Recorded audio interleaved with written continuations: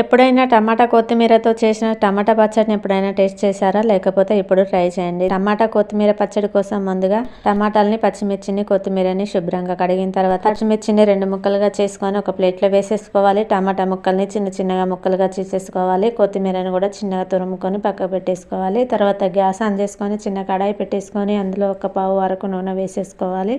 నూనె వేడయ్యాక పచ్చిమిర్చి వేసేసుకొని పచ్చిమిర్చి దోరగా వేయించుకున్న తర్వాత తీసి మిక్సీ గిన్నెలో వేసేసుకోవాలి. తర్వాత టమాటా ముక్కలు కూడా వేసేసుకొని అందులోనే కొత్తిమీర కూడా వేసేసుకొని 1 టేబుల్ స్పూన్ జీలకర్ర, టేస్ట్ సరిపోయేంత ఉప్పు వేసేసుకొని 4-5 ఎల్లిపాయ రెబ్బలు కూడా వేసేసుకొని లాస్ట్లో కొంచెం చిటికెడు పసుపు కూడా వేసేసుకొని ఒకసారి బాగా కలుపుకున్న తర్వాత మూత పెట్టేసి టమాటాలోని నీరంతా ఇంకిపోయే వరకు టమాటా ముక్కల్ని ఉడికించుకోవాలి. తర్వాత గ్యాస్ ఆఫ్ చేసుకొని మిక్సీ గిన్నెలో వేసేసుకొని మిక్సీ పట్టేసుకుంటే వేడివేడిగా టమాటా కొత్తిమీర పచ్చడి రెడీ అయిపోతుంది. వేడివేడి అన్నంలో వేసుకొని తింటే చాలా బాగుంటుంది. Please subscribe to my channel.